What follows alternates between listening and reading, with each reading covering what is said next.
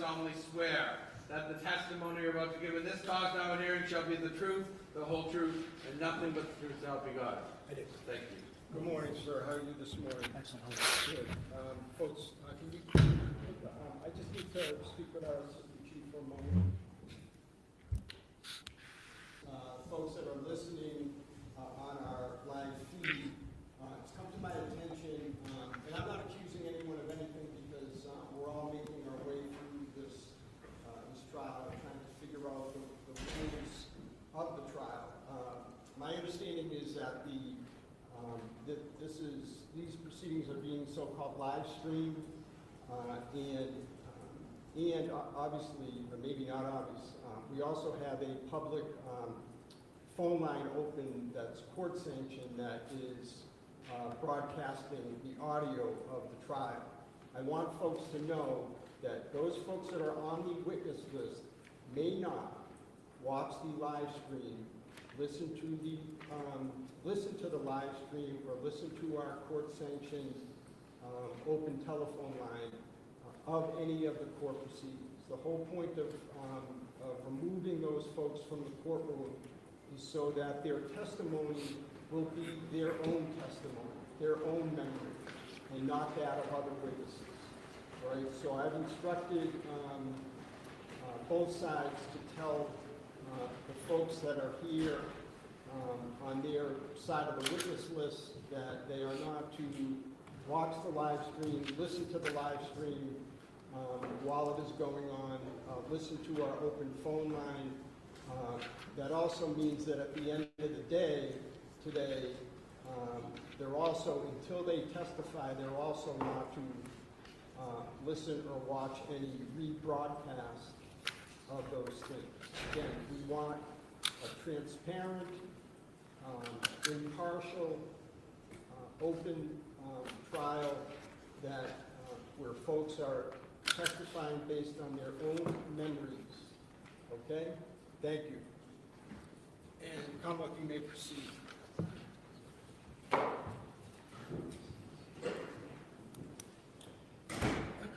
Sir, in a loud, clear voice, can you please introduce yourself? Spell your first name and your last name. My name's Sean Daly, Seandaley. And sir, what do you do for a living? I'm a lieutenant with the North Andover Police Department. How long have you been North Andover Police Department? 20 years. Officer? 20 years? Yeah. Can you tell us, bring us from the beginning of your career to present day? And you started as a patrolman? Yes, I started in 2003. I attended the police academy in 2003 with Boston College. I worked there till 2007. I was hired as a reserve in North Andover in 2005, so I was doing both jobs at that point in time. And then I left BC when I got the full-time job in North Andover. Okay, can you take us through your career path at North Andover? Yeah, I was on patrol for maybe 6 months, and then I went into I filled in as the SRO at the school for about a year and a half. Then I was in detectives for about 9 years, 7.5 or so, I was assigned to a drug task force with the Drug Enforcement Administration. I got promoted to sergeant in 2016, and then lieutenant 2 years ago. So what is your role as a lieutenant now? I oversee the early night shift, the 4 to 12 shift. 4 to 12 shift, okay. Now I'm going to turn your attention to June 30th of last year. Were you working on that day? I was. Okay. And at some point after your shift started, did you find yourself in the lobby? Yes. Okay. And did you meet anybody there? Yes. Okay. Can you tell us about that? Justin, a alien, and his sister came into the station, into the lobby. He had a copy of his restraining order. Okay. And did you know who he was in connection to the North Andover Police Department? Yes. Who was that? He's a firefighter in town. He was also Kelsey Fitzsimmons' fiance at the time. Okay. Kelsey Fitzsimmons, do you see her in the courtroom today? I do. Can you just point to her and describe something she's wearing, please? She's wearing a pink jacket. May the record reflect he has identified the defendant? Okay. And so what was her role as as far as the town goes? She was a police officer with North Andover. Do you know when she started? In 2024. Not exactly sure when, but yes. And what was her role when she started in the police department? She was a patrol officer. Was she a patrol officer back in June of 2025? Yes. Now, do you know if on June 30th of 2025 she was issued a service weapon? On June 30th? Yeah, did she have one? She did. Okay. Do you know if she had any other firearms that were registered to her? Yeah, I believe so, yes. Okay, According to the CJIS printout when we ran her prior to going over to serving it, I believe there were 2 other firearms that showed up. Okay, can you tell us a little bit about the basic procedure of what a restraining order is and what you do as a police officer when you get a copy to serve? A 219A order it's a court order issued by a judge. If somebody's, in imminent fear of harm, their safety, or there's been a pattern of abuse or whatever, they would go in front of a judge. They write out an affidavit describing what has taken place, where they would potentially be granted an order, and they go in front of a judge, and I believe there's questions asked. I've never actually been in the courtroom when they go to get it, but that's my belief. And a judge either grants it or denies it. So on June 30th of 2025, a judge ordered a restraining order to be served on Ms. Fitzsimmons, correct? Yes. Did you know, how did you guys get it? How did the PD get it? Do you remember? It comes through our email to the oic@napd.us. I'm sorry, I didn't hear that. Comes through? Our email system, through the courts. The court sends it to, I believe every police department's like that now. Okay. And you use some letters to the? OIC@napd.us, short for officer in charge. Officer in charge? Yeah. Okay, thank you. And all the supervisors get it. Okay. So you got it? Yes. Okay. Did you know that Ms. Fitzsimmons had a small child? Yes. Were you able to review the contents of the restraining order itself? Not the affidavit, but what the court ordered? Yes. Okay, so what was the court ordering? She was to have no contact with Justin, the alien, or the child. She couldn't go within 100 yards of the residence in another town, I believe where his parents live. She had to surrender her firearms license to carry. Could have no contact with him. As a result of getting that order, were you yourself going to serve it? Yes. Were you going to bring anybody else? Yes. Okay, did you make a decision as to who to bring? Yes. Why? Based on their experiences, the way they've performed in the past, they're both calm, cool, and collected. And they've demonstrated that throughout their careers. Okay, and who are we talking about? Patrick Noonan and Timothy Houston. What did you do to get in contact with them? I called Tim Houston on the phone. I asked him to drive by Kelsey Fitzsimmons' residence to see if the vehicle was there. He drove by, the vehicle was parked away from the house by the Atkinson School over in the corner of the parking lot. He saw the car, and then I asked him to call Pat Noonan, or get in touch with Pat Noonan, and I would meet them over at the Early Childhood Center. From that point, you could still see her car where he was situated, but she wouldn't have been able to see the cruisers.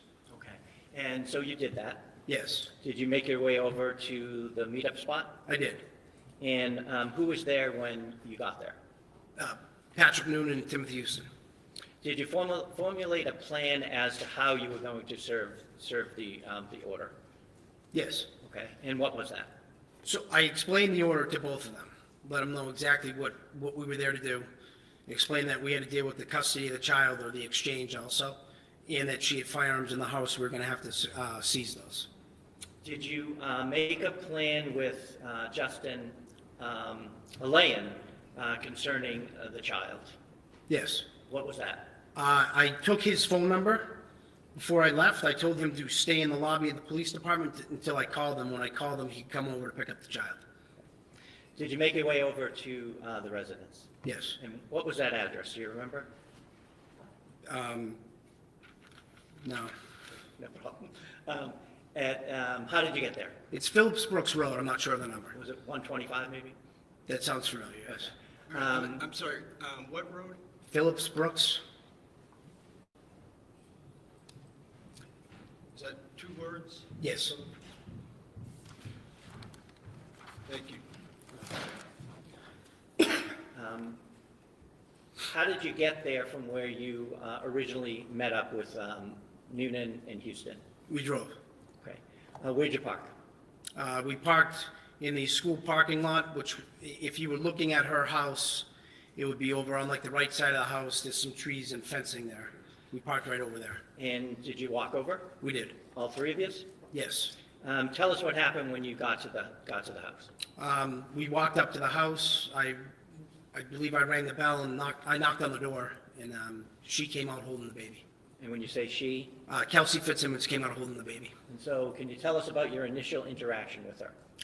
Kelsey opened the door. I told her that we had paid like documentation for her, and if we could come in, and she let us come in. Did you tell her what the documentation was originally? At the door? Yes. Okay. So where did you go in the house? So when you walk in that door, it's like an enclosed front porch area. We walked into there, then the front door, the main part of the house is there. We entered that, and like if you go to the left there, it's like a living room. We went into that room. Okay. Did you direct her to go anywhere when you got into that room? Yes, so I asked her to put the baby in, there was like a little bouncy rocker next to the couch, and I asked her to have a seat on the couch. Why did you ask her to put the child down? Justin had told us that he had concerns, Justin the alien told us that he had concerns that she would potentially harm the baby, us, or anyone else. I didn't want her to do anything or be able to do anything with the child. Did she sit down? She did. Did you then have a conversation with her about why you were there? Yes. Can you tell us what you said and what she said? I handed her the restraining order and explained it to her, that Justin had gotten a 298 order against her. Okay, and did you explain the orders that were contained in the restraining order itself? Yes. What did you say? Well, I told her she wasn't allowed to have contact with him, couldn't go near the residence. She was going to have to turn her firearms over, and Justin had custody of the baby until the hearing.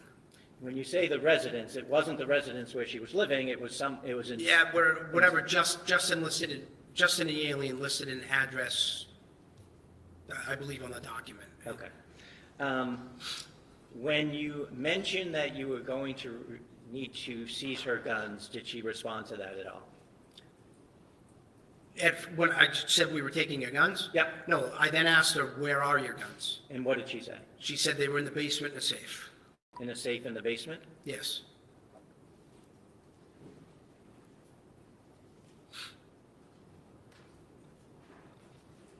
Did you say anything about a return court date that she would be able to attend? Yeah, the hearing? Yeah. Yes. What did you say? Whatever the date was I believe it was like 12 or so days later. Okay. Did she respond to that at all when you said that? No.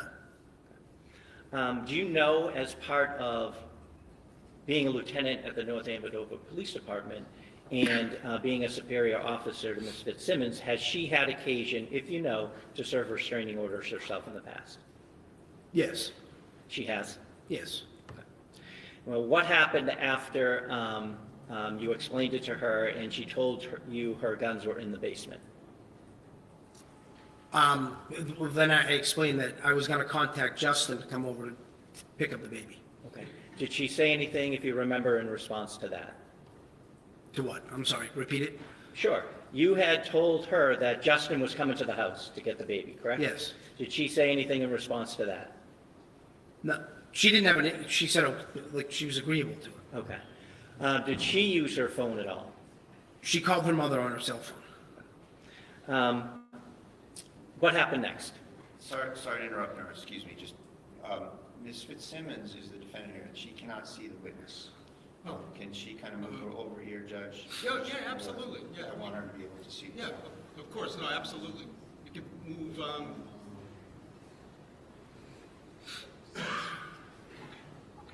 and maybe you folks slide down a little bit. Is it because of the angle or is The it because of the computers. screen? The computers. Oh, the computers, okay.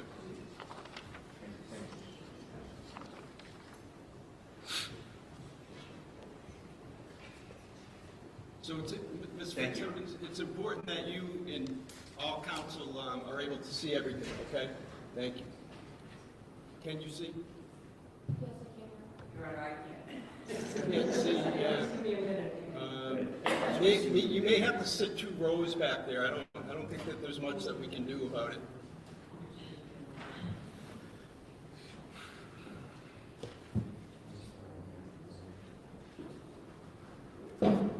Maybe you can move the table up or something.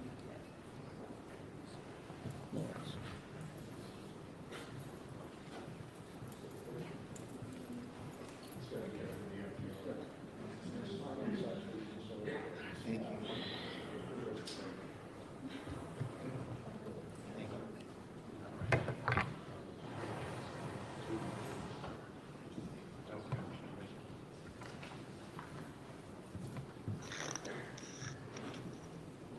Okay, council, you all set? Everyone set in the back row? Okay. Hold on one second. Ms. Moriarty, can you see? Yes, thank you. Okay, all right, thank you. So what happened next? She called her mother. She called the mother. Okay. Yep. Did she ask if she could gather anything for the baby?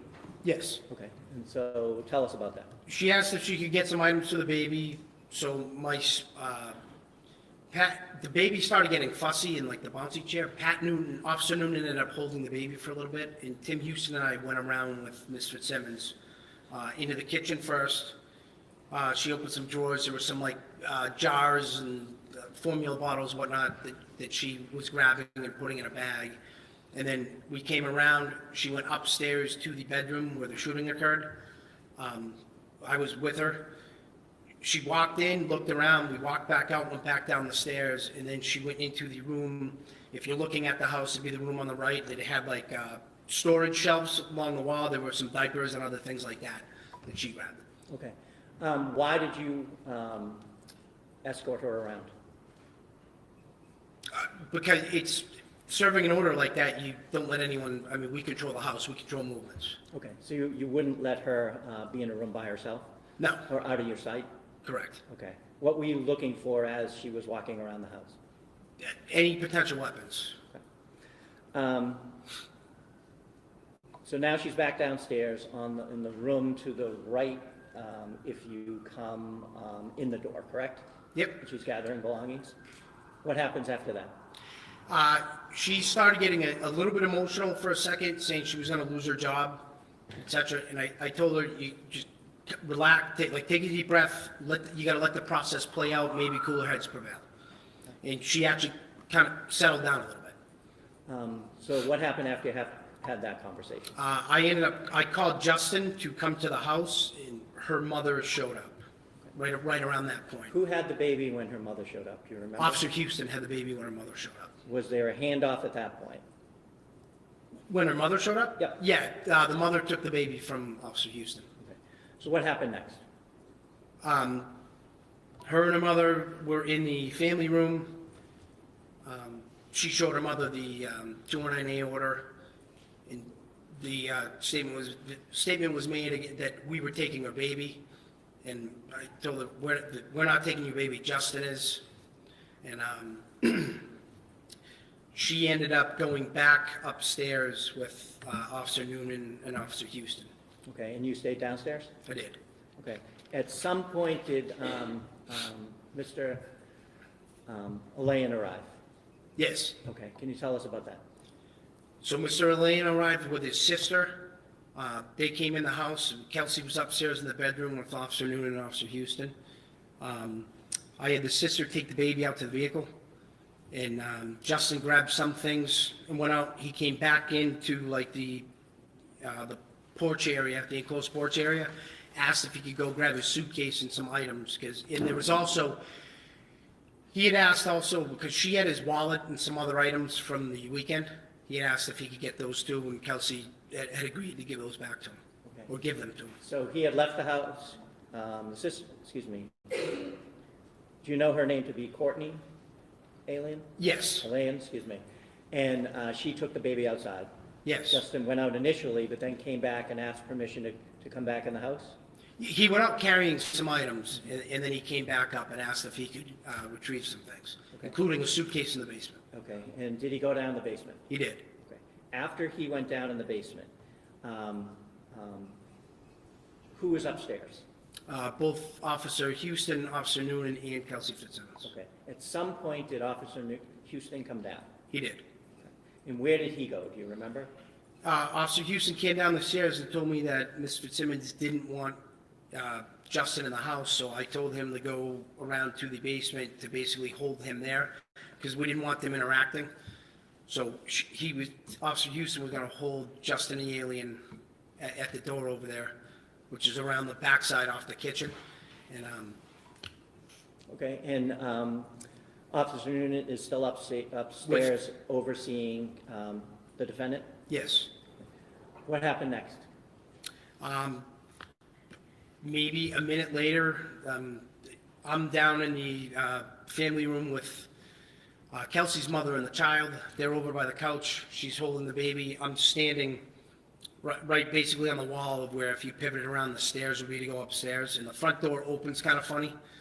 So I was just standing there waiting, and then I heard Officer Noonan. Was the baby still in the house, or did the I'm sorry, the baby was gone at that point. The baby was Yes. gone at that point. Okay, so how close are you So to...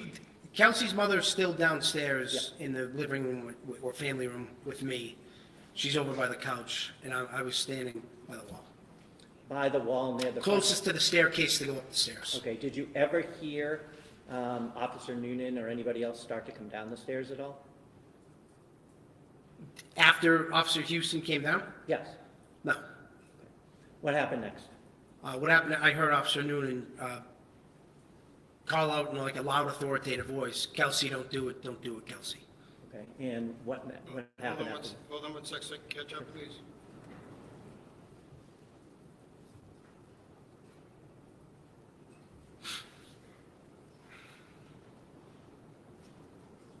Well said, thank you. Did you hear anything after that? Gunshots. How many of you remember? 2. Coming from upstairs? Yes. So where did you go after that, when you heard that? So when I heard Officer Noonan call out, "Kelsey, don't do it, Kelsey," I pivoted, looked up the stairs and started running up the stairs. When did you hear the gunshots? While I was moving up the stairs. Officer Noonan, was he at the top of the landing? He was at the top of the landing in the frame of basically standing at the frame of the bedroom door. Okay. What did you do when you got to the top of the stairs? I looked in the room. And what did you see? Ms. Fitzsimmons was laying down, she was on the floor. If you look at the room, she was, from the doorway, she was on the opposite side of the room, head closest to the wall, feet closest to us. And she appeared to be injured? Yes. So what did you do as a result of that? I immediately went into the room, got up there. When I got up to her, I could see the gun was, she had a firearm down by her left leg. So I picked the gun up, put it on the bed. I'm between her and the bed, and then we started dealing with it, like rendering it Where was Officer Noonan at this point? in the bedroom. Did you have your gun out? No. Did he have his gun out? Yes. Okay. Do you know what happened to the gun on the bed? The gun on the bed, at some point when I was trying to wrap gauze around her, Officer Noonan picked it up and I believe he handed it to Officer Core. Okay. Sorry, Officer who? Noonan handed it to Officer Core, C-O-R-R. Did you, can you describe the injuries that you saw? Yeah, so she had a gunshot wound to her chest, or lower, between the abdomen and the chest, like right below like the breastplate. And when I rolled her over to her side, I could see in the back it would appear to be an exit wound. Were the other first responders called? Yes. Who called them? Do you remember? I got on the radio basically right pretty fast, saying that we had shots fired, female down, and, we need medics or something to that effect. And I believe other people also were on the air. Was the defendant saying anything when you got in the room? When I got into the room originally, when she's on the ground, Yes.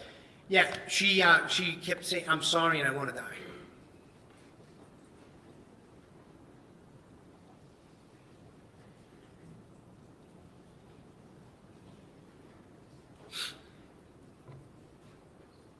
Fire personnel arrive? Yes, They take her away? they did. Okay. What did you do with the scene, if anything, at that point? At that point, we were calling people to come to the scene. Okay. Did you secure it? Yeah. What happened with the gun, if you know, what happened with the gun that Ms. Fitzsimmons had next to her when you walked into the room? Do you know where that ended up? Yeah, so if you came up the stairs, at the top of the stairs, there was some shelving with some police equipment. There was like a gun safe on the floor right there. An officer corps made the weapon safe, put it in the gun safe, and basically stood over it till he was relieved. Judge, I just want to lodge an objection to whether or not that testimony is based on personal knowledge or not. I don't want the witnesses testifying to, things that they've learned in the investigation. There's been no preface for the question, did he see that? How does he know that? So I just want to take the opportunity right here to object to anything that's just sort of global testimony versus something the witness perceived. All right, so. You could rephrase it, I guess. Mr. Brado, the most efficient way for me to handle objections is, object, and I certainly understand what your reasoning is, but you have to object at the time, and I'll make a decision. Are you moving to strike anything? I am moving to strike and asking for a rephrase to whether or not the question is based on personal knowledge. Okay, and not your fault, my fault, but what are you moving to strike? The entire answer, and ask that the question be asked again, and the answer be, make it clear that whether the witness is testifying on his own personal perception, his own personal knowledge, or whether he's just globally testifying, which I would object to. All right, so are you talking about the testimony related to the securing of the scene? What Core did, yes, Your Honor. What court? What Officer Core did, correct. Mr. Gubitosi? Well, he can ask all the questions he wants on cross-examination. The testimony is what the testimony is. Well, it shouldn't come in at first, Your Honor, at the first instance if it's not based on personal All right, knowledge. I'm going to overrule the objection, but I certainly understand your point, Mr. Thank you. Brado, and I'll look out for it in the future. Thank you very much, Your Honor. Now, Judge, I have a number of pictures that I'm going to be displaying, and you said Okay. earlier that you wanted to see them first. So they've been, Pre-marked. they've been pre-marked? Okay. Well, no, you're going to display them there? Yeah, that's fine. Yes. Just, but let's just make a record of what's been pre-marked, if you could, Mr. Ruane. Yes, Your Honor. The parties agreed to pre-mark exhibits 1 through 72, which are all photographs, and then exhibit 73, which is a thumb drive in an envelope. So the I'm sorry, next- I didn't hear you. 73 was what? A thumb drive in Yeah. an envelope? In an envelope? Yes. Okay. The next numbered exhibit would be 74. Okay. And counsel, I want to commend you folks for getting together and having those pre-marked. It definitely speeds things up. Those are agreed to. Okay. All right. So, no, that's fine. I know what I said, but you can ignore it for now. That's Thank you. fine, I asked. Thank you. Sir, I'm going to show you what's been pre-marked as exhibit number 1. Can you see that? Yes, What's that? that's the residence. That's the residence that Ms. Fitzsimmons was living in there at the time? Yes. I'll show you what's been marked as exhibit number 2. Do you recognize, even though there's some glare, what that is? So that would be if you're looking at the house, I think that's the school in the background there. So is this the school over here that you were talking about? Yeah, it's tough to see, but I believe that's the school. Any way to do something about is that the way the photo is? It's like that too. I'll pass it up to Your Honor. That looks like the fencing that runs between the school May I grounds. approach you? Mr. Roy, can I just see that real quick? Okay, I get it. So did you want to take another look? Oh, actually, I can see it better with this one. Yeah, that's the, basically to the right of the house. And that's the school that you were talking about? Yes, That's where her car was parked, back that way? yes. Was there anything in the driveway at the time that you got there that would have prevented someone from parking in the driveway of the house? Not that I recall, no. I'll show you what's been marked as exhibit number 4. Did you recognize that? Yes, that's the residence. Number 7. That's the main, the door to come into the house.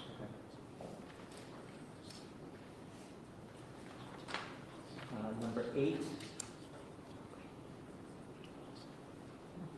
That's the Same, stairs going up? yeah, stairs in, yeah. Can I'm sorry, can I see Exhibit 8? There was some glare, and it's just difficult. Thank you, Mr. Roy.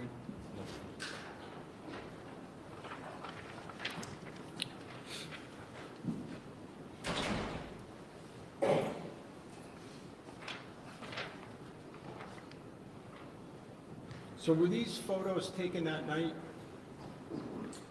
I guess I'll ask you, do you know, were these photos taken that night? Not by me, but yes, I believe they were taken that night. Okay, thank you. I'm showing you what's been marked as exhibit number 9. Do you recognize That's that? when you walk in that first door, it's like a enclosed porch. Exhibit number 10. The main, to get, the door to get into the main house. So when you walk in, that from the porch, you see some stairs on the right side of the doorway. Yes, What stairs are those? those are the stairs to get up to the second floor.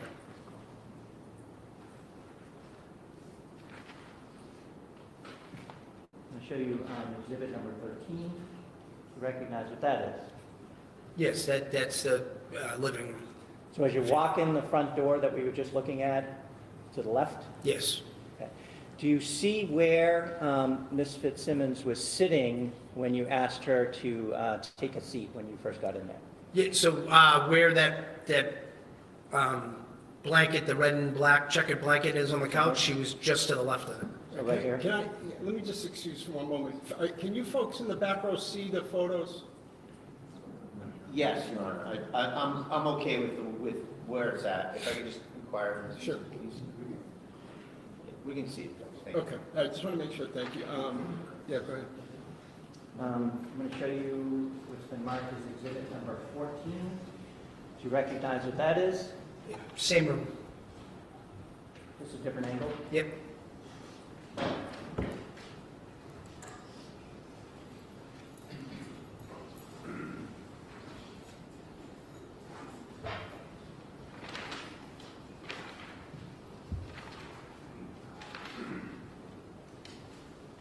Show you what's been marked as exhibit number 22. Do you recognize what that is? Is that if you walk into the living room and you take a right, there's another room there that then leads to the kitchen? Does that make sense? Or- Yes. Yeah.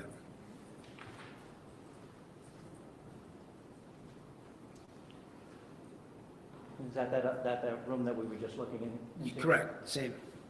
I'm sorry, what number was that you I'm just? sorry, that's 23. Thank you.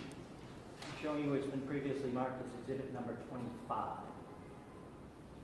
Do you recognize what that is? That is the kitchen. Okay, so right now, we've started going in the front door, gone to the left, through 2 rooms, now this is the kitchen? Yep, yes.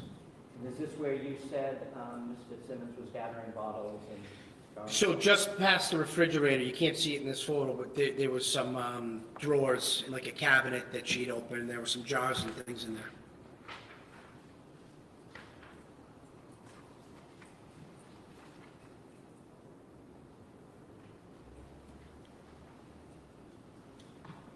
Do you recognize what that is? Yes, that same room, that's the cabinet where she retrieved some jars and maybe And formula. that's exhibit number 30.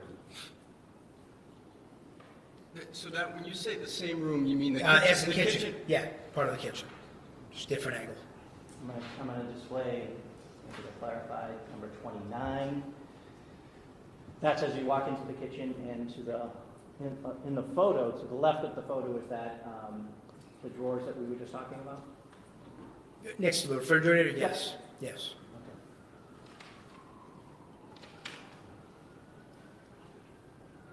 Do you recognize what that is in exhibit number 31?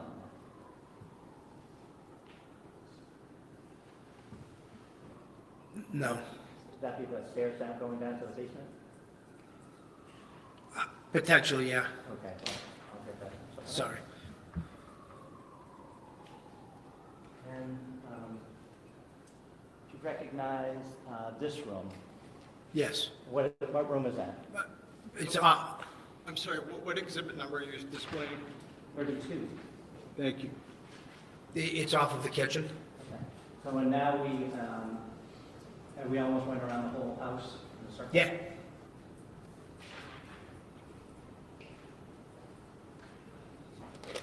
Now showing you that the mark is exhibit number 33. You recognize what that is? yes. Okay, what is that? That'd be a photo from the bottom of the staircase looking into the room where we were at first. Okay, so the picture taker would have just walked through exhibit number 32, that last room, and came full circle? Yes.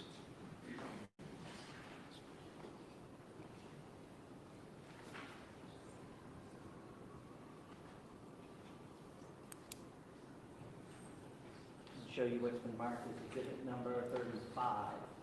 You recognize what that is? Yes. What is that? It's the staircase to go to the second floor.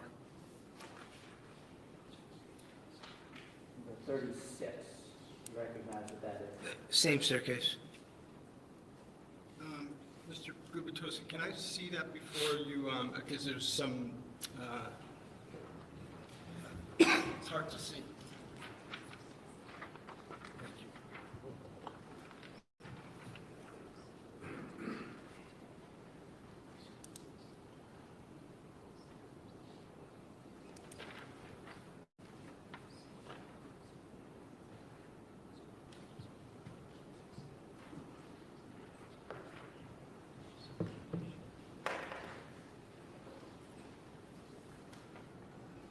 Exhibit 37. Can you describe what we're seeing there? That's if you were at the top of the stairs, looking straight on.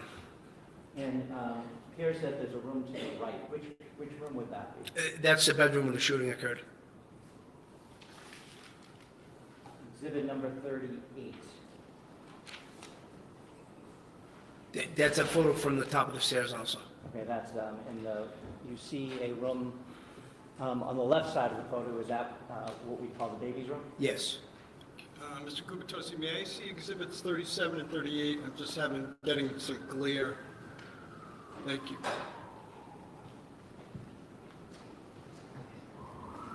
Thank you.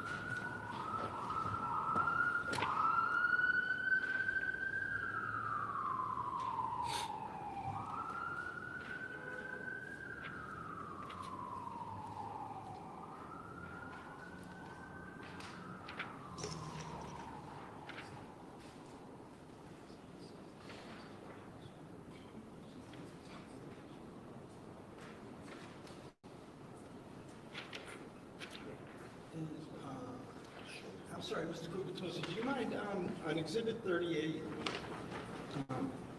I had trouble picking up what that was. Sure. Could you just ask him again? So I'm going to show you exhibit number 38. Can you describe what we're seeing here? That's if you were at the top of the staircase. I guess you'd call it a hallway in between the two bedrooms. Thank you.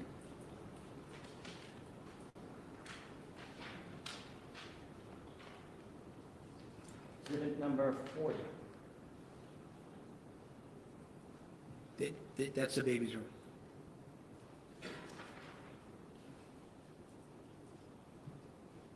Exhibit number 42. Same thing, the baby's room. Different angle. Different angle. And I'm sorry, that was 42? Yeah. You just showed? Okay, thank you. 45. Can you describe what that is? That's the baby's room also.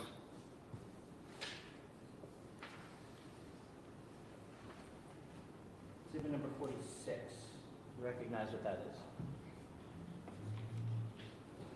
Is that the baby's room looking out the door towards the landing? Yes.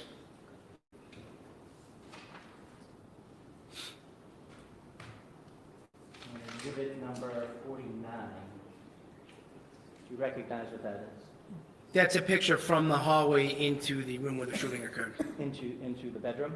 Correct. Now, you see a chair there inside the room. Do you remember, was that chair placed in that position when you first saw it, or was that moved at all by fire personnel, if you remember? I don't recall. Silly question, but I'm having trouble seeing the glare. Is that police tape? Yes. Okay. Nick, I'm just having trouble seeing it too. Maybe if we could just angle that this way Sure. just a little bit. It's hard to see it. Sure, no, you folks should see everything. That's fine, thank you. And can you still see? Yes. Okay. Exhibit number 50, It's a photo of the bedroom from the doorway. exhibit number 51, Same, it's a photo of the bedroom from a different angle. so it shows the left as you walk into the room. Yes, it showed like the hard corner if you came in the room. Exhibit number 52, Same, it's the bedroom where the shooting occurred. exhibit number 53. Same. Okay, now in this photo, you can see an air conditioner, you can see the bed on the right, correct? A bassinet on the left. Yes. When you came into the room, where was Ms. Fitzsimmons? So she was just past the bed, like her head had pretty much, her head was by the wall where the air conditioning unit was, and her feet were angled out just to the left of the bed. Okay, so her head was Furthest from the door, so over here? probably a little to the left of that. Okay, and her feet were facing this way? Yes. So can I ask, so when you say that they were angled, the feet were angled out to the left, that you mean our left as we're looking at the photograph or her left? No, I'm sorry, our left is, we're looking at the photograph. So it would be her right if her head was towards the air May conditioner. I ask the witness to get that down and approach the screen just to... Yes.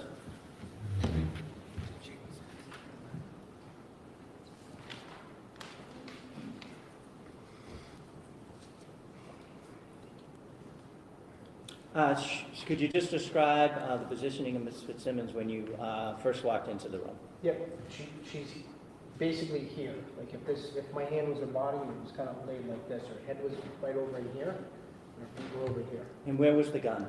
The gun was by her left leg. She was laying on her back. It was somewhere right in here. But I couldn't see the gun until I got up to her. And then you moved her, and then you saw the gun, or did you see it? I saw when I got up on where she was.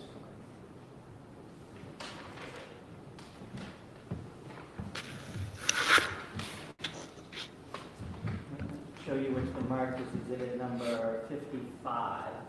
Do you recognize what that is? Yes. It's the bed, same bedroom, and that's the area she was laying in. Right, it'd be like the bottom of the screen, Okay. or the bottom of the photo. That's the opposite side of the bed. Yes.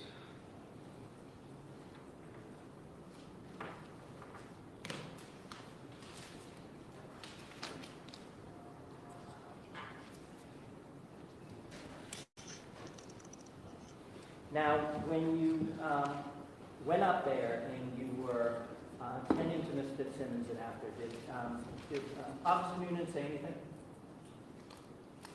Well, we were, well, she was still there?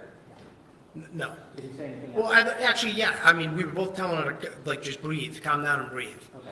Did he say anything after she was taken away? Yes. What did he say? When we were basically in the hallway towards the baby's room when they'd taken Kelsey down the stairs, and I heard him say that she pointed a gun at him. Objection, motion to strike. Sustained. What was his demeanor at that point? Officer Noonan's? Yes. I think he was sort of in shock a bit, like everybody. I mean, I think we were all clearly taken by surprise by what happened. And how long after you,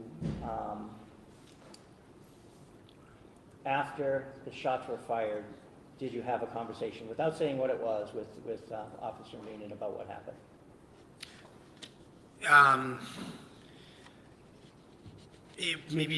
Maybe 5 minutes, just based on however long it took the the medical staff to get her packaged up to get her to a hospital. Your Honor, I would ask for a ruling on an excited utterance at this point. An excited utterance from Officer Noonan? Yes. And Officer Noonan's going to testify? Yes. And counsel? I would object, Your All Honor. right, well, I think I need more of a foundation, but if it qualifies, I'll, Now, you stated it was about five minutes after you heard the gunshots, right? That you had a conversation with him and he said something to you, correct? Yes, In the meantime, you both had been tending to her wounds, true? yes, And you said he was, seemed to be in shock, which is different than he normally was, when you talked to him, at the station. yeah, definitely. And, how so? I think, like everybody else, I think he was overwhelmed in a little bit, trying to process what just happened, bewildered. sustained. As to what, like everyone else, I just need to know what the officer appeared to you, what his demeanor, what was his emotional state, et cetera. I wouldn't say, he wasn't emotional, he appeared shaken a bit. I'd redo my, request, Your Honor. Lack of foundation.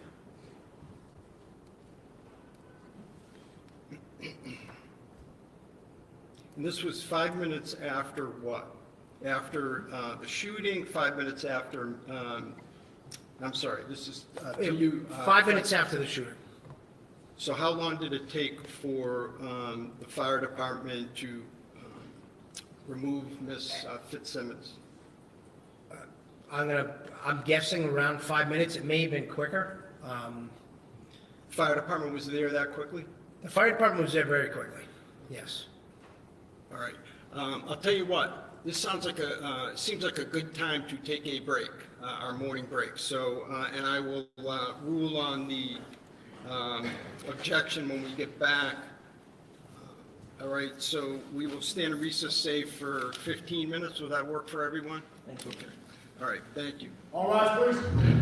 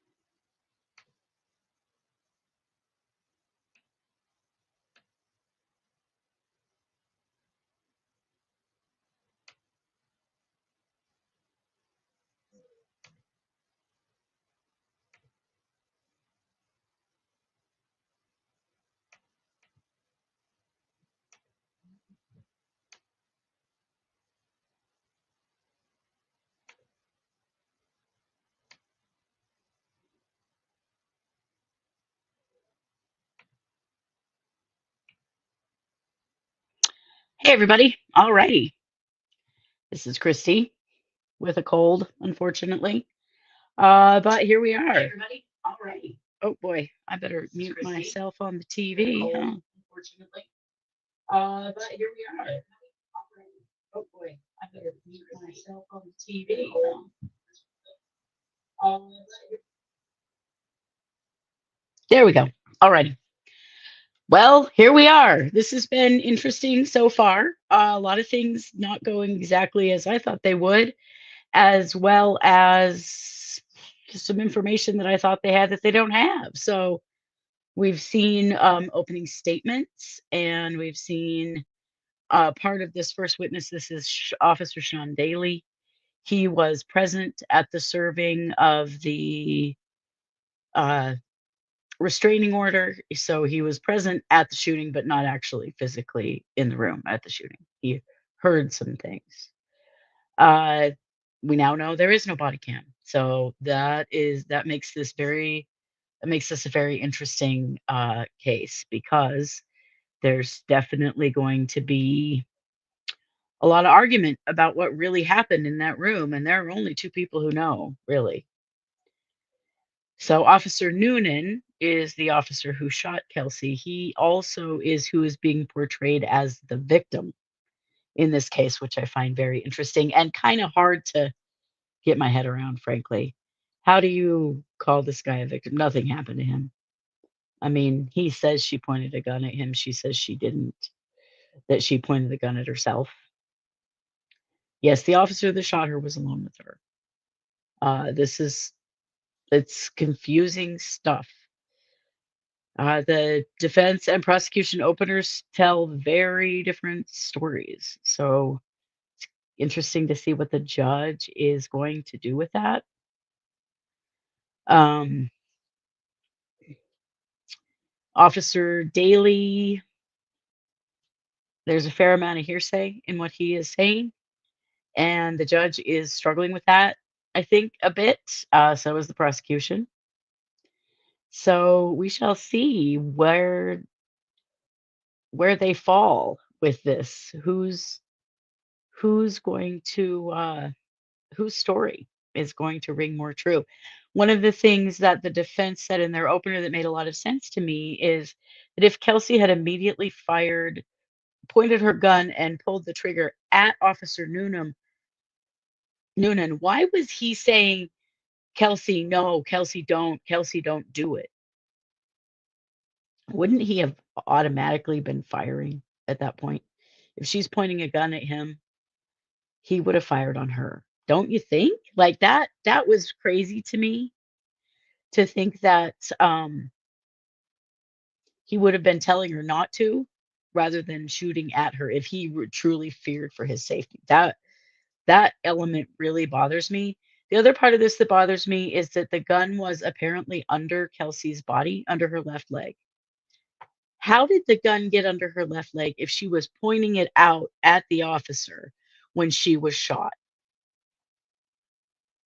Now, if she had it at her temple and dropped the gun as she went down, that I could see getting under her left leg. But if she's holding the gun out in front of her, how does the gun end up under her body? Here's the problem, though. There don't appear to be photos of that gun and the placement of it, nor are there photos of Kelsey and her placement in the room. This is all only testimony of the officer himself. Well, currently of Sean Daly, of what he witnessed. But none of that really tracks for me. That feels very wrong. How does a gun being pointed out end up under her body, rather than, she says it was pointed at her temple. If it was at her temple and she dropped it as she went down, that makes more sense to me that it would end up under her body. I think you may be right about that, Bethy. Bethy says Noonan was setting up a scenario because he didn't expect her to live. He thought she would die, and they would always think that he was just protecting his own life. Daly was part of Karen Reed's trial. Oh boy, I know. We're dealing with what we know to be some pretty corrupt police departments here. Where did she get the gun from? She apparently had it in her bedroom. She lied to the police about having a gun. and about where her guns were, which that is not cool. That is definitely not cool. And that's something that they're always going to ask when serving a restraining order. Where are there any firearms in the house and where are they? Her narrative is that she went upstairs to kill herself and that she already had the gun pointed at her head when Noonan walked in. And that to me tracks with him saying, Kelsey, no, don't do it. Kelsey, don't do it. Rather than he's saying that to her as she's pointing a gun at him and pulling the trigger and it doesn't go off. And they're saying she's a trained police officer. She would have, there's no way she would have made that mistake with her gun. I'm sorry, but they just served a restraining order on her and took her 4-month-old child away from her. No mother is going to be in their right mind in that moment. Like, really, like, she's not thinking about her firearms training in that moment. Did he witness any of this? Daly did not witness any of this. He was in the house. He was downstairs.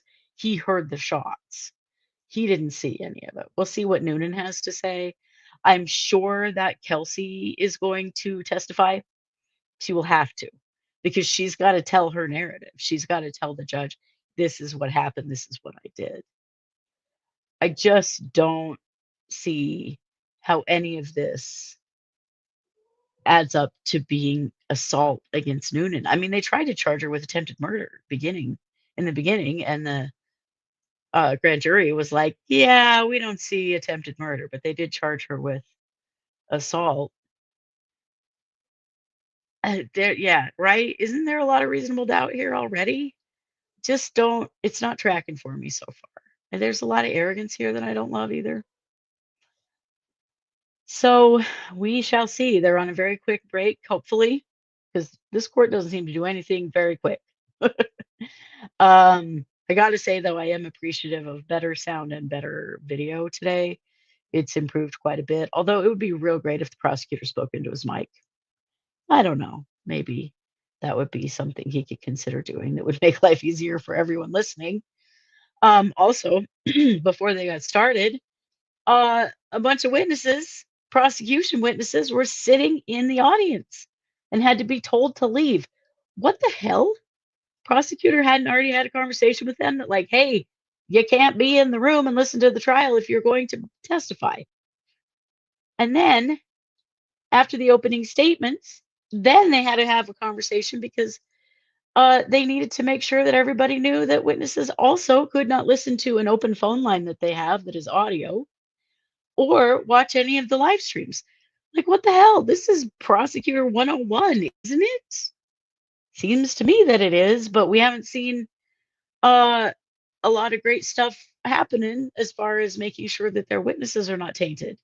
That is very strange to me. I have never seen this much negligence as far as making sure that your witnesses as a prosecutor are not in the room watching the live stream, listening, nothing until they testify and are released from their subpoena. Like, it's very strange to me.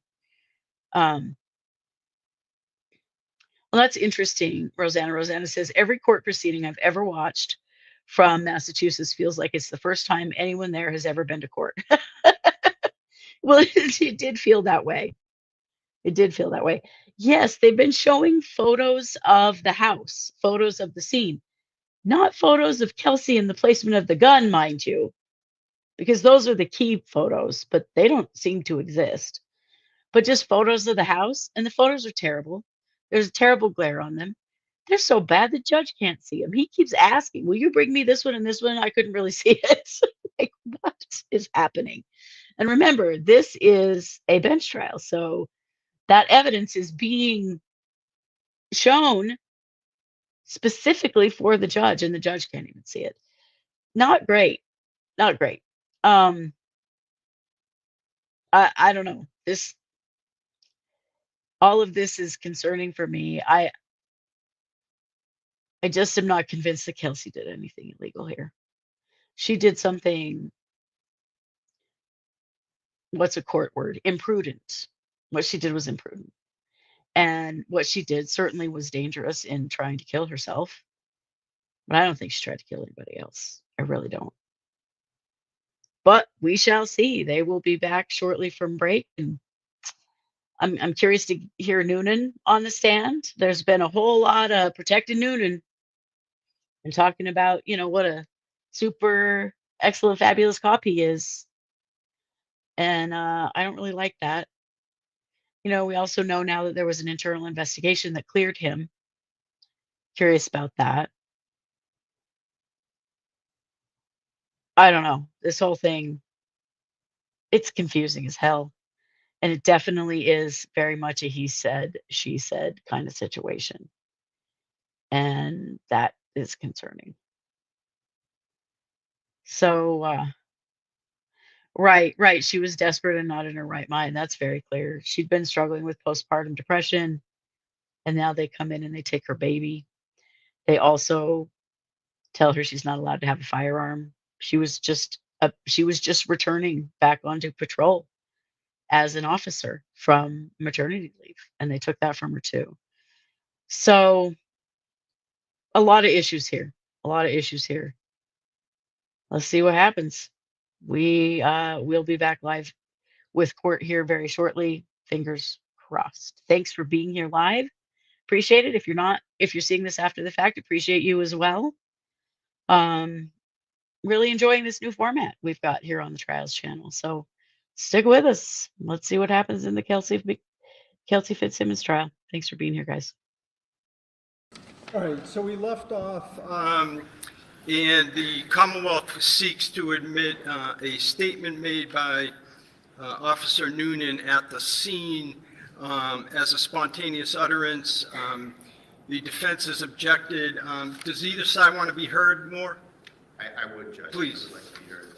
So the government wants to have it both ways here. They want you to think that this guy is cool, calm, and collected, and then they want to get some statements in a completely different aspect. So, statements that are excited utterances are, they can't be made after there's been time for reflection, and time for possible fabrication. And here it's 5 minutes goes by, and this is not, I know probably all of us attorneys in this room, and Your Honor certainly, are used to thinking about excited utterances maybe in a little more of a liberal fashion with like a domestic violence victim, someone who is completely upset and the upset continues. They've gone on record saying how professional and cool and calculated this guy is. So that plus the 5 minutes, plus the time for fabrication here, plus the motive for fabrication, I think makes it fatal to the government's efforts, and I think you should deny it. Anything in addition, Commonwealth? Your Honor, the declarant himself need not be excited. It is the fact of the matter that the declarant is still under the stress of an exciting event. And the court should consider the factors such as whether it's made in the same location as the precipitating event, temporal proximity, age, spontaneity, and degree of excitement. Your Honor, the Commonwealth is not claiming that, Officer Noonan was in shambles after the shooting. Certainly not, but he was still under the pressure of the event. It was within minutes. It was in the same location. Officer Noonan is present. He's going to testify, available for cross-examination, no confrontation issue. So I would suggest that in the court's discretion, you allow the spontaneous utterance for whatever degree of value you see fit. Okay. The last thing, Judge, if I may respond, sorry. It's just that, this is the exact time you would fabricate when your colleagues are starting to form opinions about what happened. It's the exact incentive, it's the exact time to fabricate. Thank you. Okay, all right. I think Attorney Moriarty was referring to the factors in Commonwealth versus Baldwin. At least I think that's a more recent case that has them, which is at 476 Mass, 476 Mass 1041 at page 1042 of 2017 case. So I can say that a lot of the factors, you're right, do gravitate towards admission, them being admissible, but I am going to sustain the objection. This will be somewhat of a double negative, but I'm strike that. I am unable to find by a preponderance of the evidence that the statement was not the product of reflective thought. So the objection sustained. All right, you may continue, Mr. Gubitosi. Thank you. Just one other question. You were on scene at the time of the shooting, correct? Yes. Was your gun checked after the shooting before you left the scene? Yes. At this time, Your Honor, I would be playing. All right, so why don't we do this? Let's start from the top. Can you just replay, just start it from the beginning? We're still going to consider this, that this is during the direct by the Commonwealth of the lieutenant, and this is Exhibit 73. And now, of course, it won't work because I've said too much.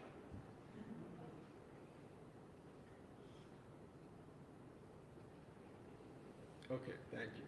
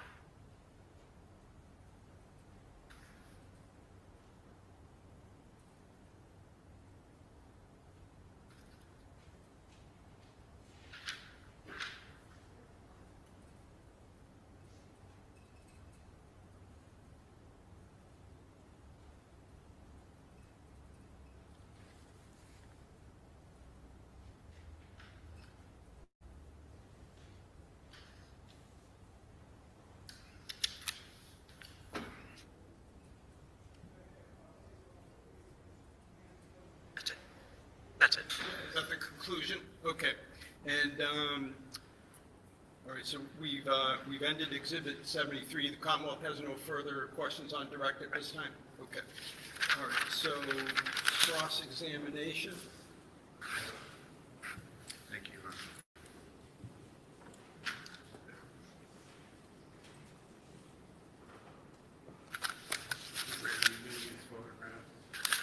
I'm sorry? Photographs. Well, you want, oh, yeah, photographs, thank you. Photographs, thank you.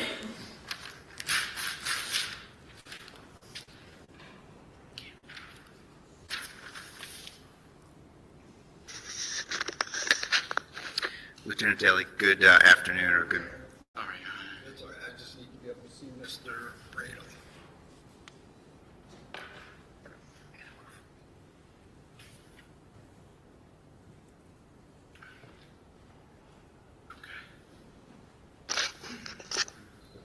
All right, all set, Mr. Bradley. Sorry, did something just happen? Sorry, I was hoping to just. Oh, you're going to replay it. I'm sorry, that's why. I'm going to use it, I'm sorry, yeah. No, that's okay. All right, so. And that was I'm actually sorry, working pretty well. Mr. Wayne, then I shouldn't have moved. Sorry. No. So do what you need to do. Okay, you ready?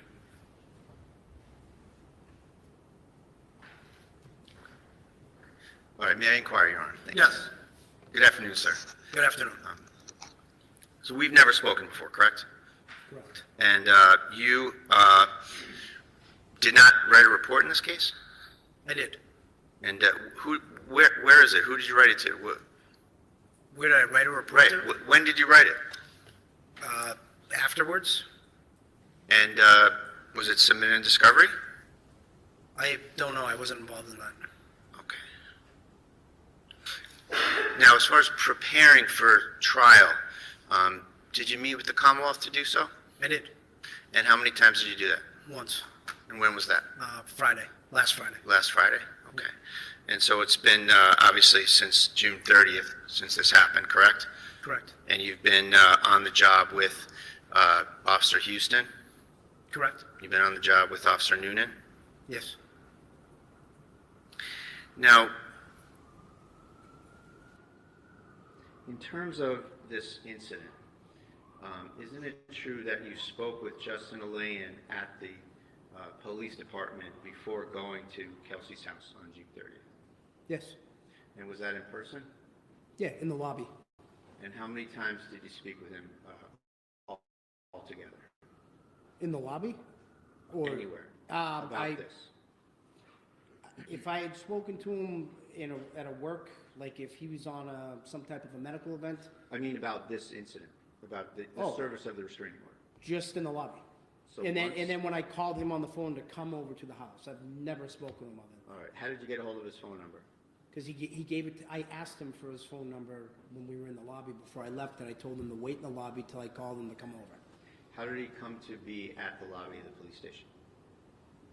I don't know. Why I would was assume he drove, but I Well, don't you know. interacted with him, right? I did. Was he there to see you? I don't know if it was necessarily there to see me. He was there to bring in the restraining order and to work out the logistics of essentially taking custody of the child. Okay. So he brought you the restraining order? He brought a copy of it, and we had a copy of it that had come in electronically. All right. Did he show you a copy of his affidavit at all? He did? And did you bring that to Ms. Fitzsimmons? No. So you had it with Mr. Lane, but you didn't share it with Ms. Fitzsimmons when you served the order? I didn't share it with Ms. Fitzsimmons when I saw the order or not. Now, just so we have this right, Mr. Alayan went to probate and family court, filed a lawsuit, essentially, a restraining order, getting custody and making all sorts of allegations against Ms. Fitzsimmons, right? That was your understanding? Yes. And he was living in Stowe, Massachusetts with his parents at the time, correct? I don't know where he was living. Okay. Did you ask? No. Did it matter? Where he was living, I knew he wasn't living at the residence, because if he was living at the residence, it would have changed things, as in Ms. Fitzsimmons would have had to vacate the residence. There you go. The judge would have checked on that. So he's not living at Phillips Brooks Road, right? or he had somewhere else to stay. I didn't ask him. And there's no provisions here where, in this order, where he's trying to get her kicked out of her own house, right? Correct. So he's an adversary to her. He's gotten an order from a court that says, I'm afraid of her, keep her away from me, right? That's what it says in essence, right? Correct. And you summoned him to the house where she was. To pick up the child, yes. So have you ever served an order where you brought the person who says they're afraid of the person to the person before? If there's going to be some type of a custody exchange, yes. Have you done that before? We have, yes. Not we, you. Yes. When? I don't recall, but I know it's happened. Okay. So how long after you got to the house and you gave Kelsey the order, did you call Justin to come to the house? Would have been a matter of minutes. A matter of minutes. Yep. So who did you go to the house with? Officer Newman. Not a trick question, obviously. Noonan and Houston, right? Yes. Okay. So you have social workers on your staff, don't you? We do? No social worker. No. So with respect to the situation, you knew this was a 4-month-old child, right? I did. DCF? No. So you go to the, Asking if he I'll ask a called. more detailed Okay, question, please. sorry, Your Honor. So you didn't summon anyone from DCF to come and look at the situation or anything like that to, you didn't report to DCF about the situation? Which situation? The fact that you were going to a police officer's house, taking her 4-month-old baby and giving it to a guy, The father? Yeah. No, I didn't call DCF, all no. right, aren't you a mandated reporter? I am. And you didn't report it? Report what? The fact that there was a dispute over the 4-year-old child and that there was a court order to take the child away? No, I didn't report it. Now, restraining orders, you're experienced with restraining orders, right? I am. Restraining orders have provisions for retrieving property, don't they? What do you mean by that? Restraining orders have a provision that says, and the judge can check the box, the judge can write things in it, as they often scrawl things in, right? Paragraph 10 says, you may pick up your personal belongings in the company of police or at a time agreed to by the plaintiff. That's just by the plaintiff, it says that, right? Yes. And so there's a provision where the plaintiff can allow it by agreeing to it. And this is a situation that's a little bit different, isn't it? The plaintiff is leaving, right? And the defendant is staying at the house. Yes. So the judge took no action in that area, did they? About whether or not Justin Elaine could go into that house. No. And so you took that upon yourself to let him in there? She was informed that we were calling him to come get the baby. She did not object to it. She didn't object to it? No. When was she informed? When I served her the order, when she was sitting on the couch. And you said what? I We're told going to her- let Justin come over and rummage around your basement? No, I didn't say that. What I What told did her you say? was that Justin was granted custody of the child by the court or whatever, and that's what I said to her. And while we're on that topic, she didn't say, I want to pack a bag. You and your colleague officers told her, pack a bag for the baby, correct? No, we did not. She raised she basically said the baby doesn't have anything. Well, you're the one planning this. Sorry. She basically said the baby didn't have any of their stuff, is what precipitated her going around the house to gather items. Thank you. So you're the one planning this out. It's your testimony that you weren't thinking about her needing to pack some things for the baby to take with you or with Justin and Elaine? I don't understand the question. You're saying that you didn't tell her to pack anything for the baby.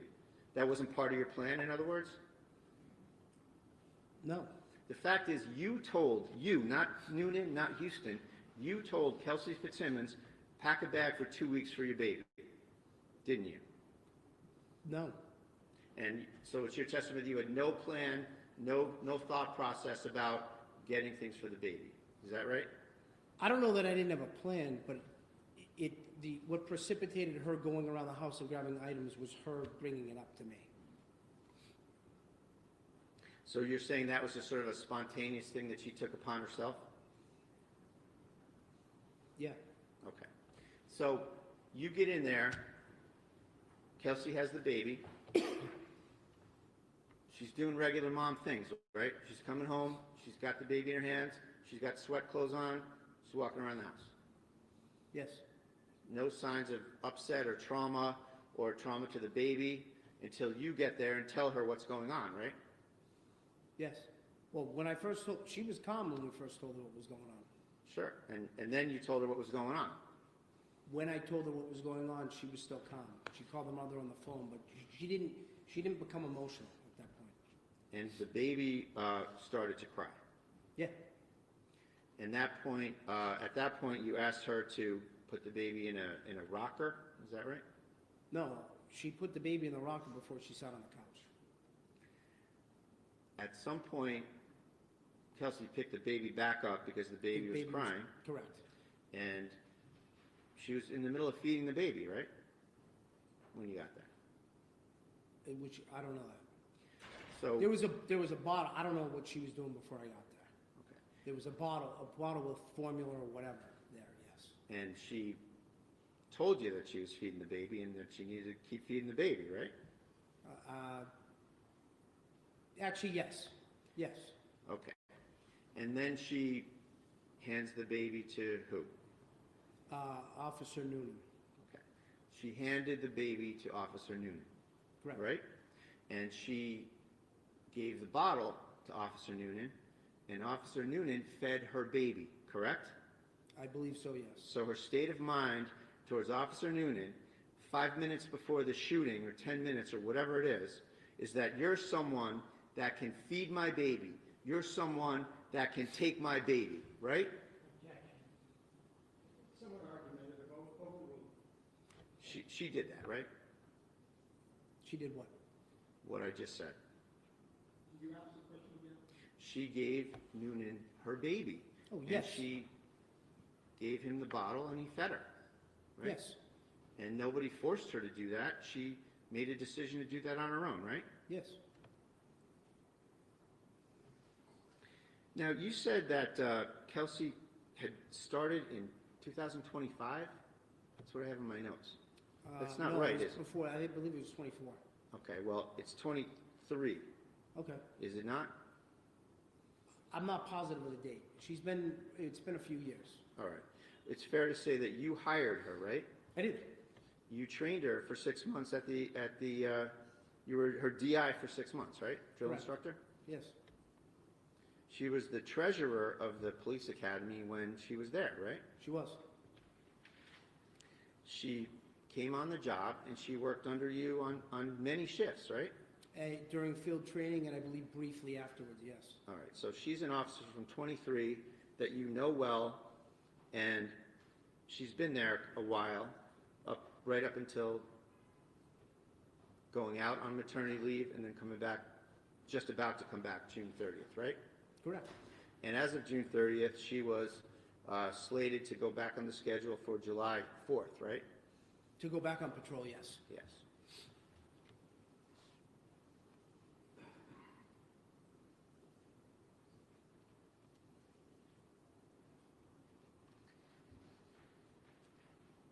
So at some point in this incident, Mr. Alayan asked you if you could go in the basement and get some things, right? Yes, And you let him do that unsupervised, correct? correct.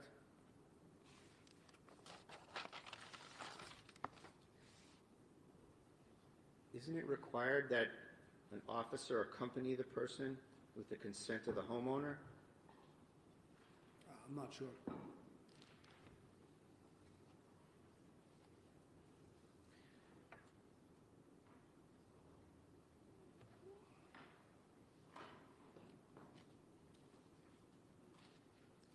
Now, at some point, Kelsey's mother comes in, correct? Correct. Where were you and where was Kelsey when that happened? When Kelsey's mother came in, I believe we were in the living room. And Kelsey was nowhere near that, correct? Kelsey was nowhere near where? Her mother. I don't understand the question. When Kelsey's mother arrived, Yeah. Kelsey was upstairs with Noonan and Houston, wasn't she? No, when Kelsey's mother arrived, no, I believe at that point, Officer Houston had the baby. Officer Houston had the baby. And Officer Houston gave Kelsey's mother the baby, correct? Correct. And then Officer Houston went upstairs?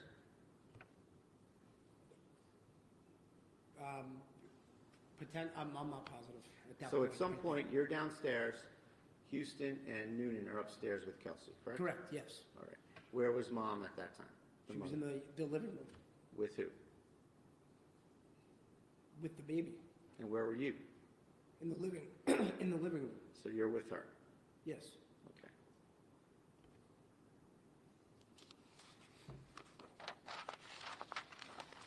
At some point, you hear 2 gunshots. Yes, And at that time, Houston is downstairs with you. He's joined you downstairs. when the gunshots happened, he's downstairs, but he's not joined with me. He's He's around in like the kitchen right at the top of the staircase, so he's according to him. Houston is downstairs and not upstairs with Noonan and Kelsey, correct? Correct. You hear 2 gunshots. Is it fair to say these gunshots were in quick succession? Yes. What did you do?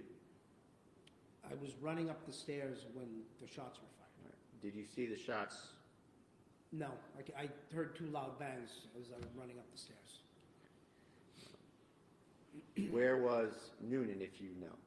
Noonan was right outside of the frame of the bedroom door, in like the, if you want to call it a hallway, the upstairs hallway. Like in maybe like a between- landing, like the top Sure. landing of the steps? In between both bedrooms, All right, so Noonan is at the door frame, correct? yes, And it's fair to say there's no door to the bedroom, right? correct.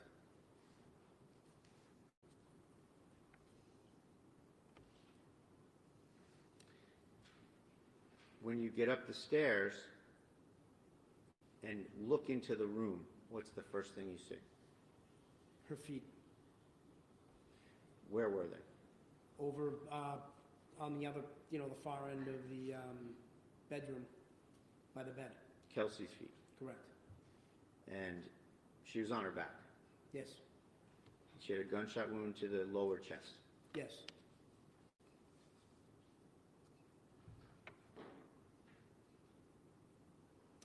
And at some point, you went over there to render first aid, right?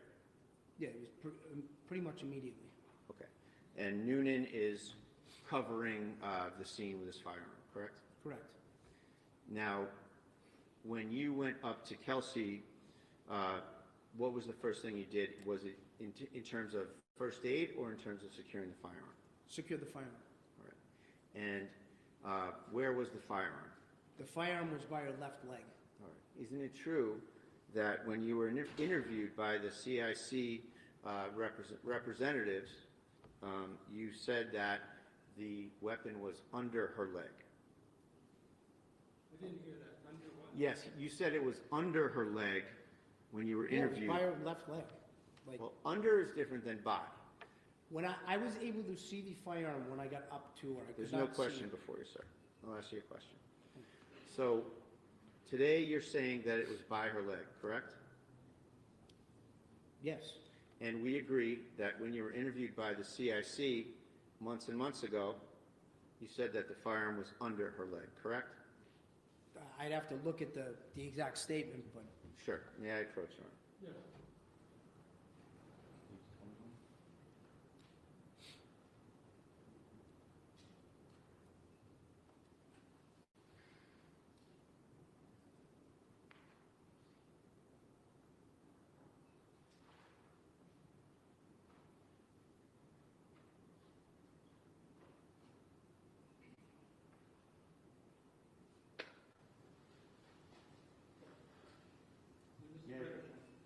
Approach, can you just make a record of what it is that you're showing him? Sure, Judge. For the record, I'm proffering the witness page 21, of the CIC report that was commissioned by the North Andover PD. Okay. You want him to look at it? Yes, please. Thank you. All right. Lieutenant Daly, do me a favor, look. You can look anywhere you want on the page, but I want to invite your attention to right here, and you can look up and down. Yeah. Just take a look and familiarize yourself when you're comfortable. Okay. You got it? Yep. Okay. I'm going to read something, and I'm going to ask you if I read it correctly. So she's laying on her back, head towards the window, feet closest to us, and the firearm was underneath her left leg. Did I read that correctly? You did. And that was your testimony, right? Yes. Thank you.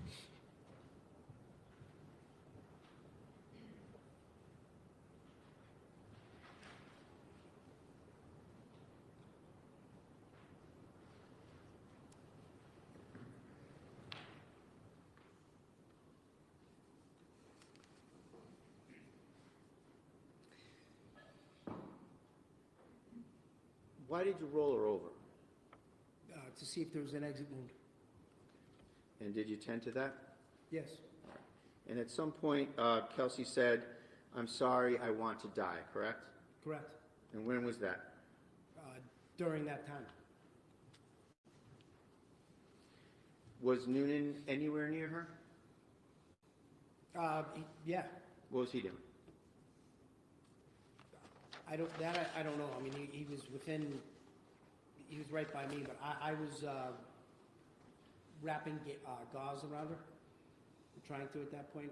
He was there. He might have been grabbing stuff, more additional things out of the medical bag. At that point, Kelsey looked at him and said, "Why?" Didn't she? Not that I recall. Did Noonan say anything to her? I think, yeah, and so did I. He basically said, like, calm down and keep breathing. Is that it? That I can recall, yes. And what about you? What did you say to him? The same thing.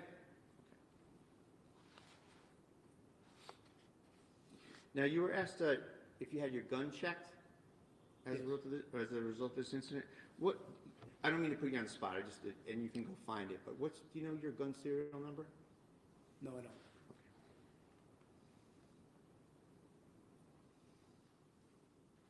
What were the circumstances of you getting your gun checked? You mean why they did it? No, What do you mean? what happened? Just physically? Did you give it to someone or what? Yeah, one of the Mass State troopers from ballistics took it, and emptied, I believe, counted all the rounds in the firearm, etc. It may have done something else, I don't know. You don't know? No, Do you know who it was that took it? I don't. You gave your gun to somebody and you don't know who you gave it to? Correct. Who else had their gun checked?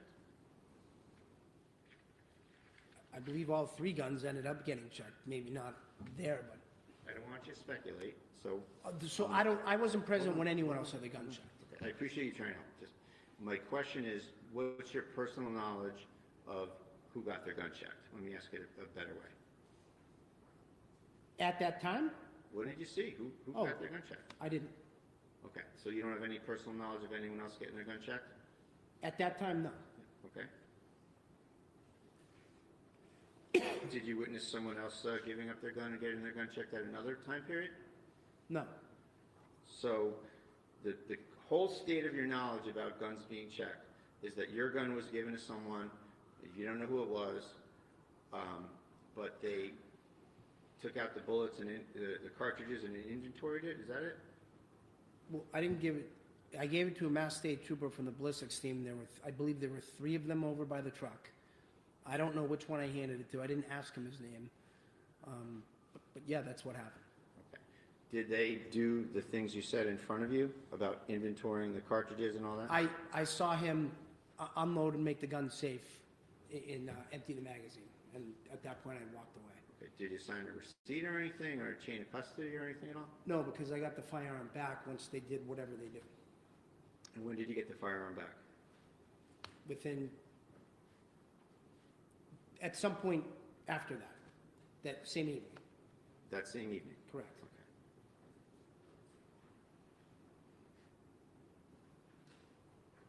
And sorry if I asked you this. You don't have any personal knowledge of the circumstances of anybody else's guns being given up and checked? I never witnessed any of the other people's guns getting checked. I know that Tim Houston had already left, and they were trying to he had already left the scene at that point, so they were trying to make, logistically plan out someone going over to pick up the gun from his fire. Okay. So I knew that it got checked, I just don't know exactly when. You assume it got checked based on the circumstances, how about that? You Fair agree enough. on that?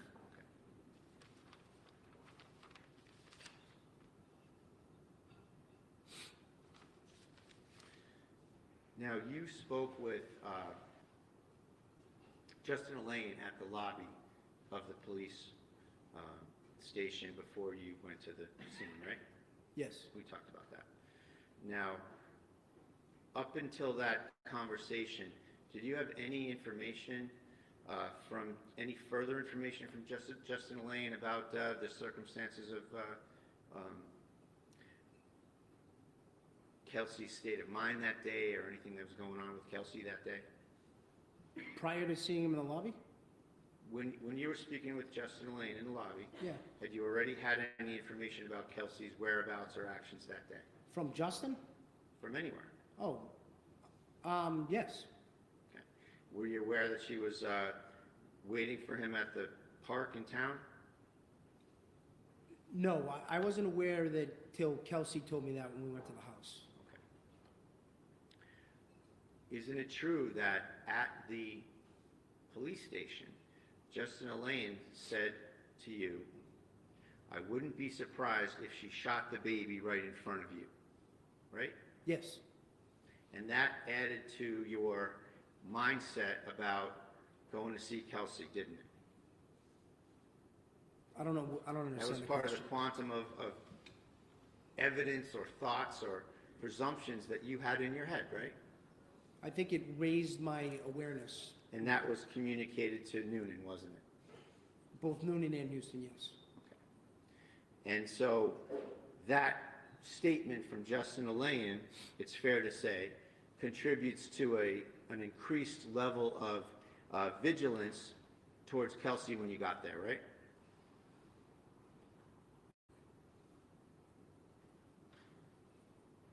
No, I would think, It's your testimony that that's not a factor in your mind? Is no, that it's a correct? fact, it's a factor in my mind, but I think from a tactical perspective, I think everyone was, actually, yes. Did you- Everybody was probably more on point than normal.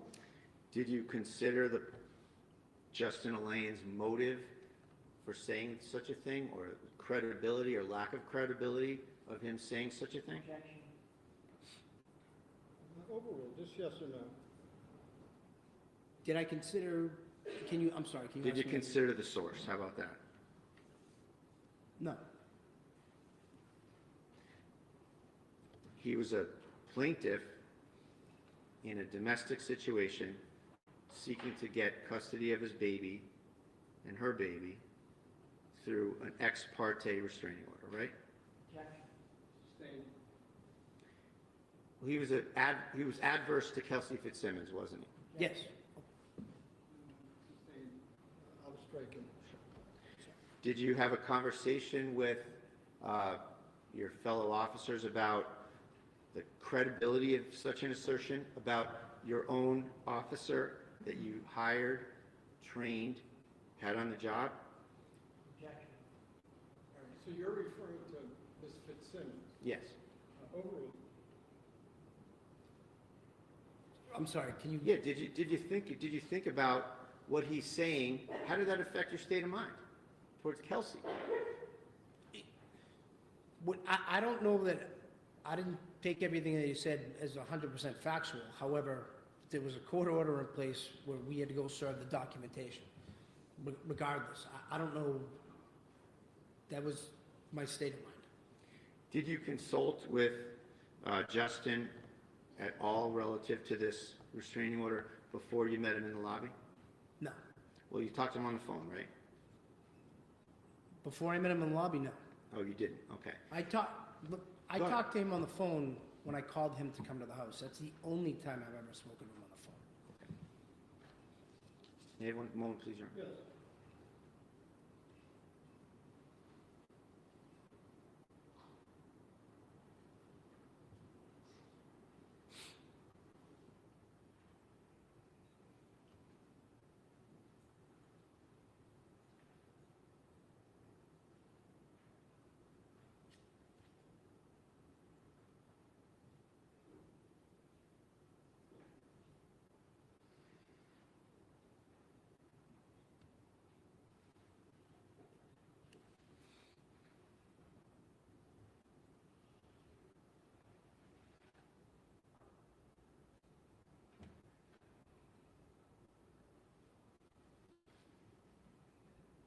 So Lieutenant Daly, after the shooting and a crime scene's established, it's fair to say that you had some other officers come to the scene, correct? Yes, And some of those officers were trained mental health officers, correct? everybody's a trained mental health officer in some capacity. Well, there's Officer Seaway, Yes, and he has some special training with mental health Yes. issues, correct? And Seawade? Seawade, S-E-W-A-D-E, Your Honor. And he came to the scene after the fact, right? yes, He didn't come for Kelsey, he came for Noonan, right? yes. Nothing further. When you provide when you're serving a restraining order, you serve the order itself, correct? Yes, You don't serve an affidavit. never. It's just the court order is being given to the defendant in that order. So they're on notice as to what the judge has decided, correct? That's correct. Now, you talked about your gun being checked. How many rounds do you typically carry in your gun? 17 in the magazine and one in the chamber, so 18 total rounds. Thank you. Any recross? Just one or two questions, Your Honor. So counsel asked you, you don't serve the restraining order. I'm sorry, affidavit. You don't serve the affidavit, right?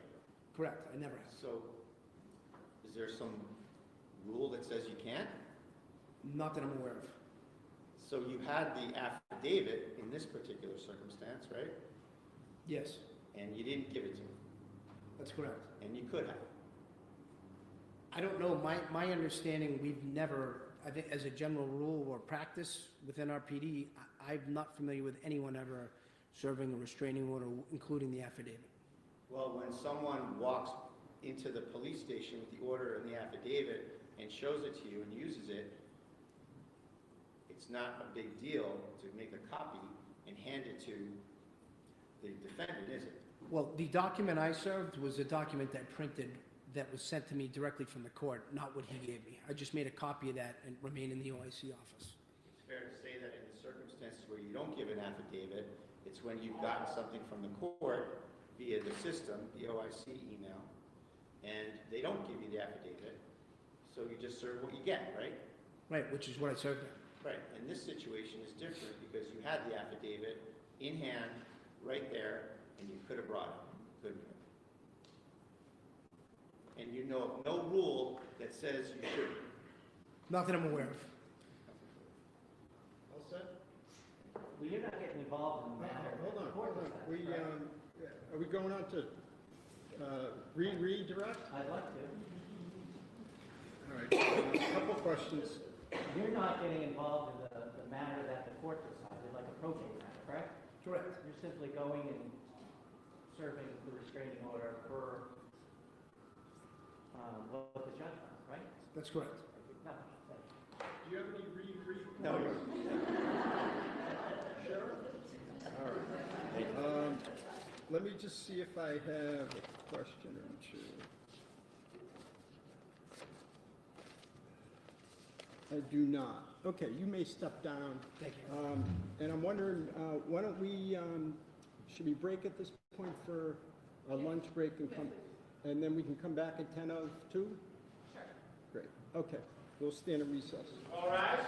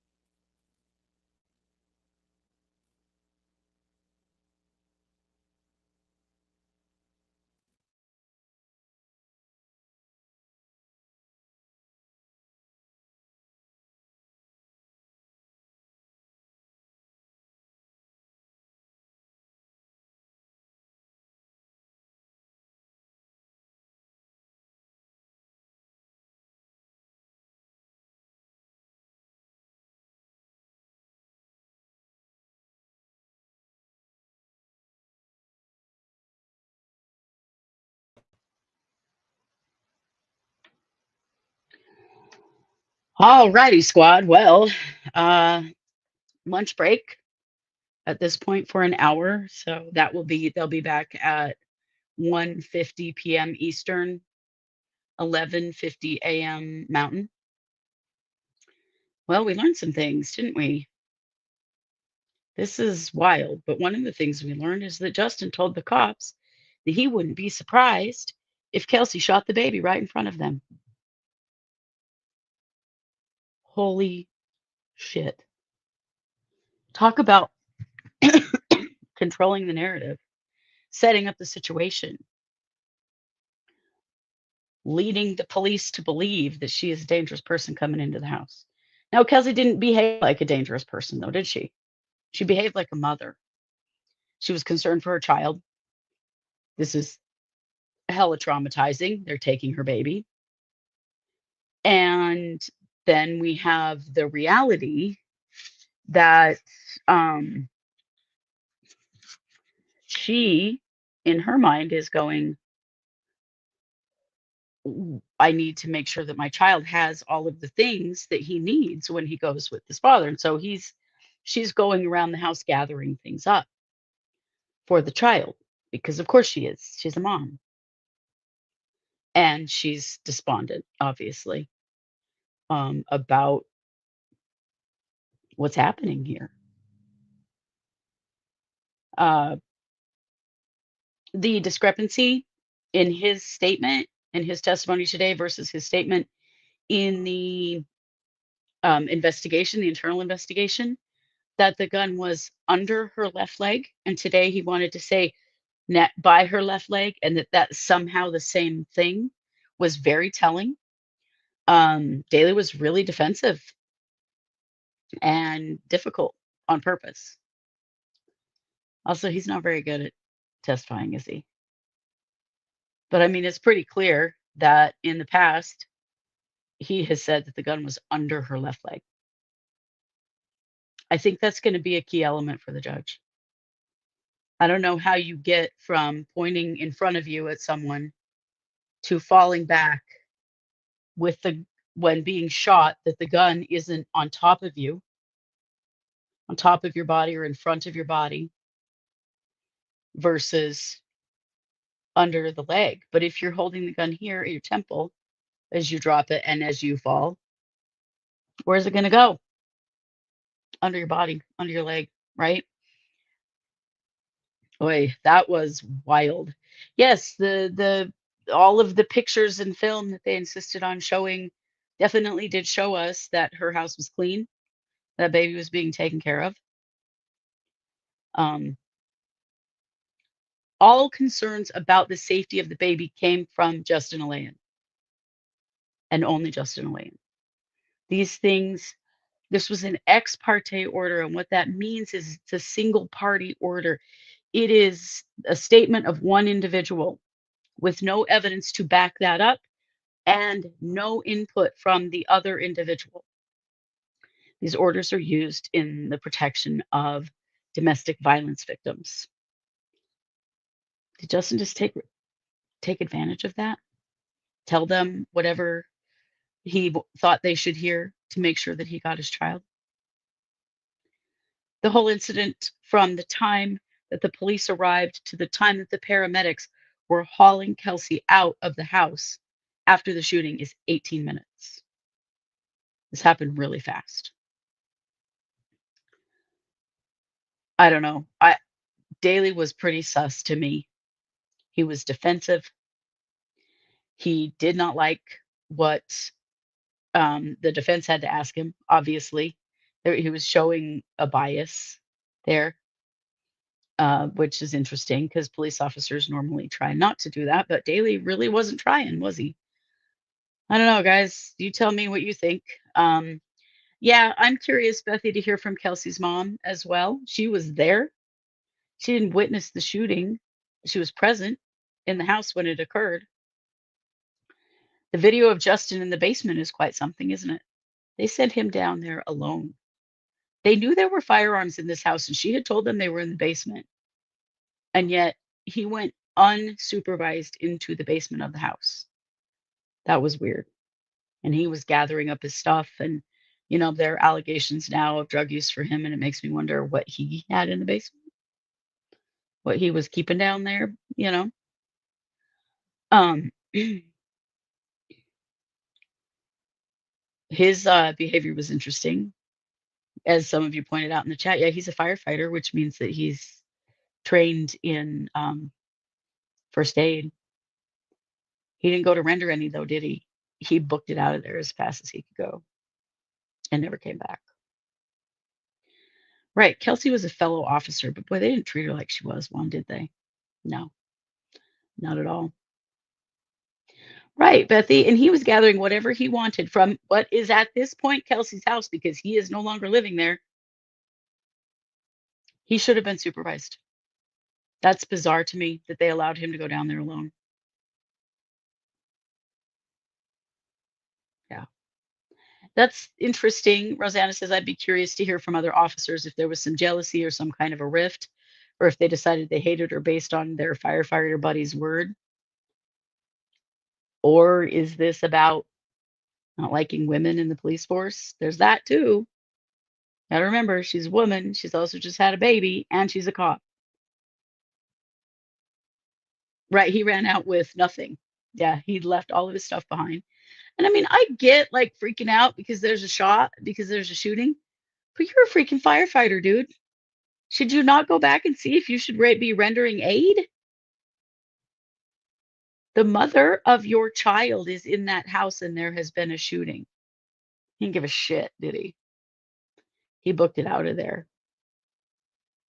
Him not going back to check to see if she was okay, to see if anybody needed help, was pretty stunning to me. I don't know, man. To me, the defense made some points today so far with Daly. Daly's unwillingness to admit that he, in fact, has said in the past that the gun was under her. The fact that there are no photos of the placement of the gun. I'm not exactly sure what the defense is getting at with the gun checks, but I find that interesting. I think it would also make sense that if there'd been a shooting and there were police in the house, that they would check their guns. Do they have bullets missing? Like, was their gun fired? That kind of thing. I would imagine that's a standard procedure, but the defense was pushing that pretty hard. I don't know. Let me know what you think in the chat. We're on a lunch break. We will be back at 12:50, no, 11:50 a.m. Mountain, 1:50 p.m. Eastern for the continuance of the trial. Thanks for being here with me. This has been very interesting. I feel like I'm starting to get a clearer picture of what's going on here. I hope you too. And we'll see you back after lunch.